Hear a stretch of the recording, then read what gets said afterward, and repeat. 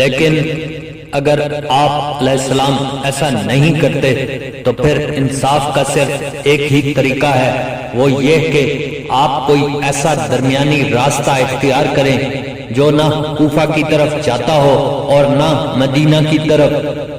اس کے بعد میں امیر کو صورتحال لکھوں گا، شاید خدا مجھے آپ کے ساتھ جنگ کرنے سے بچا لے۔ امام علیہ السلام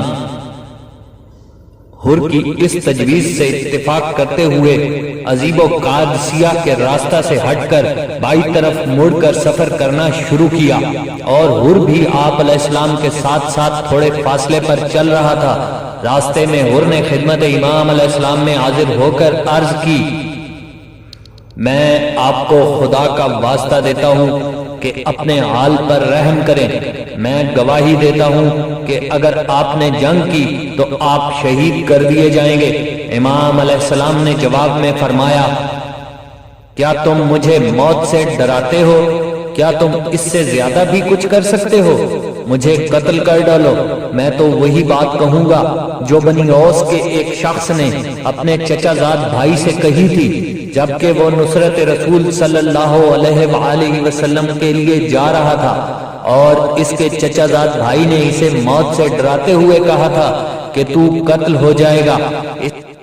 ملحوظ سید بن طاؤس اور ناسخ تواریخ سے تو یہ مترشح ہوتا ہے کہ حر کے پاس ابن زیاد کے تحدیدی خط آنے کے بعد امام علی مقام علیہ السلام نے اپنے اصحاب کے عزم و ارادہ کی پختگی کا جائزہ لینے اور انہیں انجام کار سے آگاہ کرنے کے لیے عزیب الحجانات کے مقام پر مندرجہ ذیل خطبہ دیا۔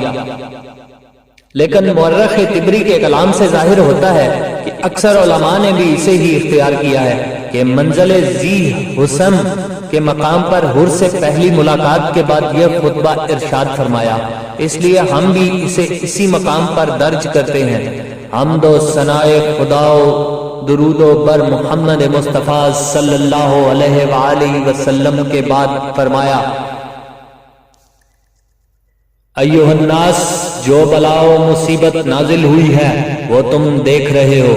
دنیا کی حالت یکسر بدل گئی ہے اور اس کی خیر و خوبی منہ پھیر گئی ہے، اور اگر کچھ باقی بھی ہے تو وہ اس قدر قلیل ہے جیسے پیالہ میں تل چھٹ۔ ان حالات میں زندگی گزارنا اس طرح مشکل ہے جس طرح وبا والی چراگاہ میں جینا ناگوار ہوتا ہے۔ کیا تم دیکھ نہیں رہے کہ حق پر عمل درآمد نہیں ہو رہا اور باطل سے روکا نہیں جاتا؟ ان حالات میں مومن بارگاہ احدیت میں حاضر ہونے میں رغبت کرتا ہے۔ میرا خیال ہے کہ ان حالات میں مر جانا شہادت یا سعادت ہے، اور ظالموں کی جماعت کے ساتھ زندہ رہنا ذلت اور رسوائی ہے۔ امام علیہ السلام کا کلام حقیقت ترجمان ختم ہوتے ہی جناب زہیر بن کین کھڑے ہو گئے اور اصحاب حسین سے کہا، تم گفتگو کرو گے یا میں کروں؟ سب نے کہا تم ہی کرو۔ چنانچہ زہیر نے حمد و ثناء الہی کے بعد کہا، فرزند رسول صلی اللہ علیہ وآلہ وسلم، ہم نے آپ کی گفتگو سنی۔ خدا کی قسم اگر بالفرض دنیا دائمی ہوتی اور ہم نے اس میں ہمیشہ زندہ رہنا ہوتا تب بھی آپ کی نصرت میں اس دائمی زندگی پر آپ کے ساتھ مرنے کو ترجیح دیتے۔ امام علیہ السلام نے ان کے حق میں دعائے خیر فرمائی اور وہ بیٹھ گئے۔ اس کے بعد جناب نافع بن حلال کھڑے ہوئے اور کہا، خدا کی قسم ہم ہرگز بارگاہ قدرت میں حاضر ہونا ناپسند نہیں کرتے۔ ہم اپنی دینی بصیرت اور صاف نیت پر قائم ہیں۔ ہم اس سے دوستی کریں گے جو آپ سے دوستی کرے گا، اور اس سے دشمنی کریں گے جو آپ سے دشمنی کرے گا۔ اس کے بعد جناب بریر بن خفیر نے کھڑے ہو کر کہا، اے فرزند رسول صلی اللہ علیہ وآلہ وسلم، خدا کی قسم یہ خدا بند عالم نے ہم پر احسان فرمایا ہے کہ اس نے ہمیں توفیق دی ہے کہ آپ کے ہم رکاب ہو کر دشمنان دین سے جہاد کریں اور اس میں ہمارے اعضاء و جوارح کے ٹکڑے ٹکڑے ہو جائیں۔ اور پھر بروز قیامت آپ کے جد نامدار ہمارے شفیع ہوں۔ 13ویں منزل بیضا۔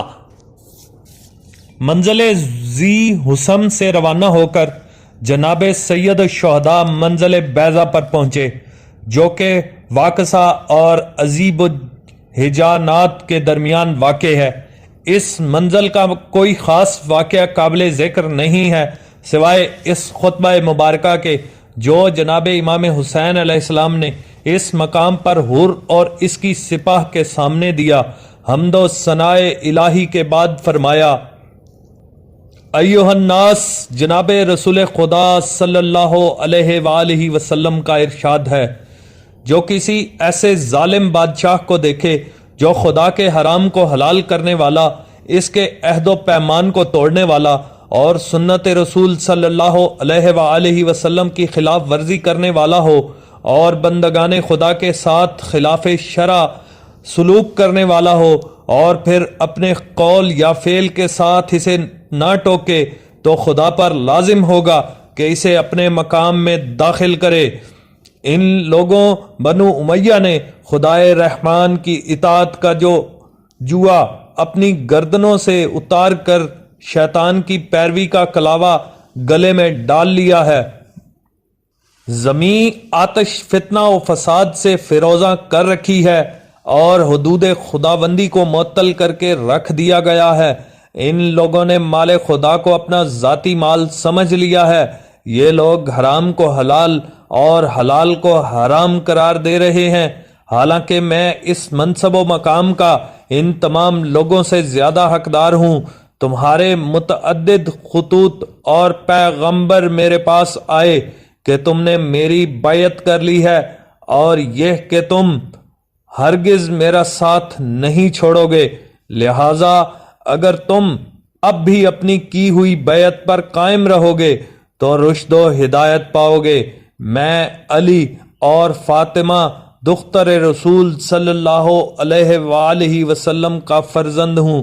اس وقت میری جان تمہاری جانوں کے ساتھ، میرے اہل تمہارے اہل و عیال کے ساتھ ہیں اور میرا کردار تمہارے لیے نمونہ اور قابل تائسی ہے، اور اگر تم نے میری بیعت توڑ دی ہے اور اطاعت کا کلاوہ گلے سے اتار پھینکا ہے تو یہ بات تم سے کوئی انوکھی اور تعجب خیز نہیں۔ تم اس سے پہلے میرے والد، میرے بھائی اور میرے ابن عم مسلم کے ساتھ ایسا سلوک کر چکے ہو۔ بے شک فریب خوردہ شخص وہی ہے جو تمہاری وجہ سے دھوکہ کھا جائے۔ بہرحال تم نے یہ بیعت توڑ کر اپنے حصہ ثواب کو ضائع و اکارت کر دیا ہے۔ جو بیعت کر کے توڑے گا وہ اپنا نقصان کرے گا۔ خداوند عالم ان قریب مجھے تم سے بے نیاز کر دے گا۔ والسلام علیکم ورحمۃ اللہ وبرکاتہ۔